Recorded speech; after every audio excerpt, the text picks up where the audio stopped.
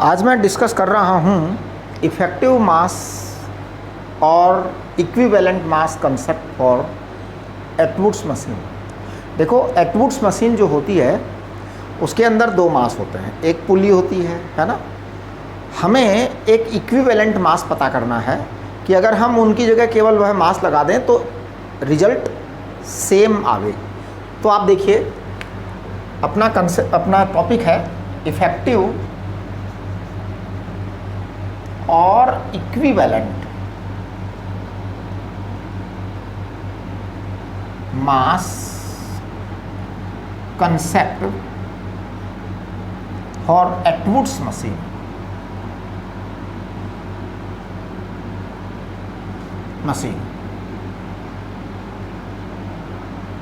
देखिए कैसे।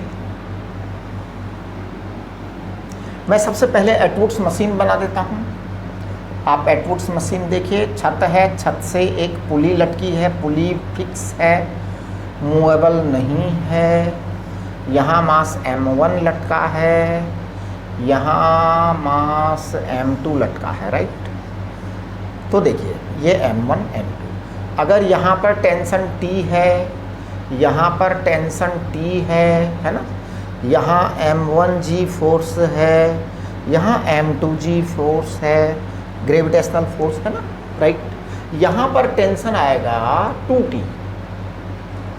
अब देखिए इक्विवेलेंट का मतलब क्या है। इक्विवेलेंट का मतलब ये है कि ये छत हमने वैसे के वैसे ले ली, यहाँ मैं एक मास लटका दूंगा जिसे कहेंगे M इक्विवेलेंट, और उसमें टेंशन जो आएगा यहाँ पर वो इस 2T के बराबर आ जाएगा। अगर ऐसा हो जाता है तो इसका मतलब वो इक्विवेलेंट मास है। तो आप देखिए, ये जो एटवुड्स मशीन है इसके अंदर जो ये रस्सी में टेंशन आता है, this is called as tension in the string, है ना, टेंशन इन द स्ट्रिंग। इसकी वैल्यू सभी लोग जानते हैं, 2M1 M2G upon M1 plus M2। ये आपको टीचर ने ज़रूर पढ़ाया होगा। T equal to twice M1 M2G upon M1 plus M2। हमें ये वाला टेंशन इक्विवेलेंट मतलब बैलेंस नहीं करना है, हमें 2T बैलेंस करना है, जो कि सपोर्ट टेंशन है। इसको कहते हैं सपोर्ट फोर्स। तो ये जो है ना, इसे रिएक्शन कहते हैं या सपोर्ट फोर्स कहते हैं। तो हम 2T को M इक्विवेलेंट रखें। M इक्विवेलेंट पर जो वेट आएगा उसे कहेंगे हम एक M इक्विवेलेंट इन 2T। एक मिनट ज़रा, जस्ट अ मोमेंट प्लीज। हाँ ठीक है। अब आप देखो, तो मैं पता है क्या बोलूँगा, M इक्विवेलेंट इंटू G। तो twice T must be equal to M equivalent into G। अब आप इसको लिखे 2T, यानी कि आपका M इक्विवेलेंट आ जाएगा, M इक्विवेलेंट आ जाएगा, इसका डबल करो, 4M1 M2 upon M1 plus M2। G आपका कैंसल हो गया है इक्वेशन में, आप चेक करिए। कुल मिलाकर के जो दो मास का सिस्टम था, पुली सिस्टम था, स्ट्रिंग पुली सिस्टम था, उसको हमने एक सिंगल मास में कन्वर्ट कर दिया। सवाल ये उठता है अब इसका यूज क्या है। तो देखिए, इसके यूज के लिए मैं एक दो एग्जांपल्स ले लेता हूँ। सबसे पहला एग्जांपल में जो है ये मेरे पास HC वर्मा जी की बुक का एग्जांपल 9 है, पेज नंबर 74 पर। तो देखिए example 9 page 74,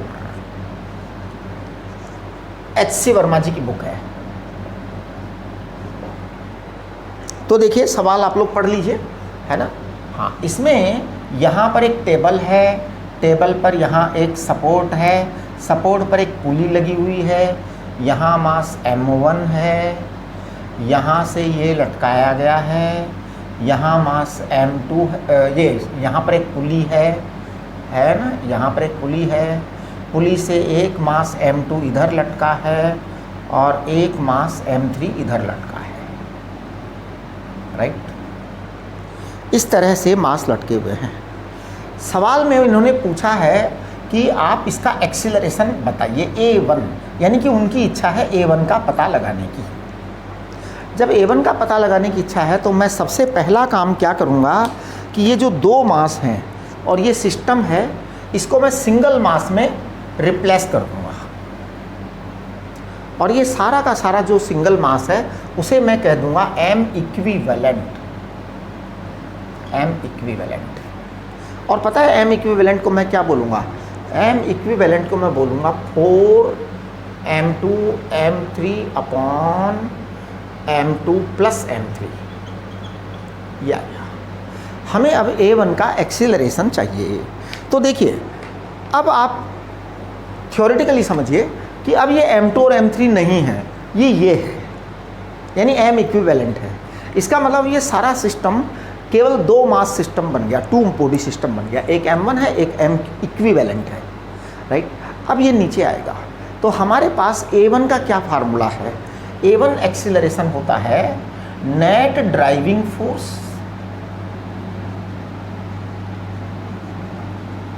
upon total mass. ये net driving force upon total mass, आप ध्यान दीजिए, net driving force upon total mass. इस सारे सिस्टम को नीचे लाने का काम कौन करेगा? M इक्विवेलेंट करेगा, राइट। रोकेगा कौन? M1 उधर से रोकेगा। तो नेट ड्राइविंग फोर्स जो है एक्चुअल में चलेगा केवल इसी के कारण, है ना। M1 जो है वो तो मतलब अपना जो इनर्शिया है उसका जो इम्प्रेशन होगा इनर्शिया का वो आएगा।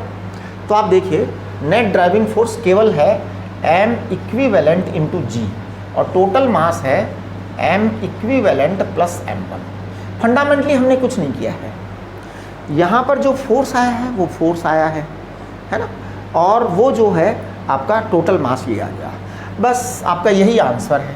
चेक करिए, मैं M इक्विवेलेंट लिख रहा हूँ यहाँ पे 4m2 m3 G upon m2 plus m3 upon 4m2 m3, है ना, upon m2 plus m3 plus m1।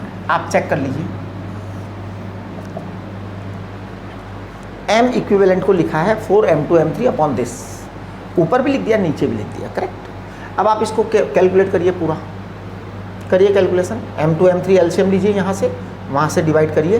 तो मेरे को लगता है ये 4m2 m3 से आप नीचे डिवाइड करिए और ये m2 m3 कैंसिल हो जाएंगे, वहाँ पर m1 से m2 m3 मल्टीप्लाई होंगे। अपनी कैलकुलेशन करिए अपने आप। तो मुझे जो नज़र आ रहा है वो मैं लिख दूँ, G मुझे ऊपर नज़र आ रहा है ना, हाँ। और ये जो चीज़ है ना, मुझे यहाँ 1 प्लस ये m1 कॉमन आएगा और m2 m3 ब्रैकेट में जाएगा, वो m2 m4 से कटेगा। तो मुझे लग रहा है ये m1 अपॉन 4 आएगा। आप एक बार चेक कर लीजिए, 1 upon m2 plus 1 upon m3 आएगा। आप अपना आंसर मैच करिए जो HC वर्मा जी ने दिया है। तो देखिए कितना आसान सा सवाल हो गया। आपको केवल ये कंसेप्ट काम में लेना था, M इक्विवेलेंट, इतने में आपका काम हो भी गया, है ना। ये देखो, ये देखिए, अब आप HC वर्मा जी का सॉल्यूशन जो है देखिए, वो तो खैर जनरल सॉल्यूशन है, वो एक नॉर्मल सॉल्यूशन है जैसे कि होना चाहिए, ठीक है। ये हमने इसको थोड़ा सा ब्रीफ कर दिया कि एक इंटरनल कैलकुलेशन हमने पूरी की पूरी दबा दी और रिजल्ट हमने एक स्टेप के अंदर ला दिया। तो आपके पास M इक्विवेलेंट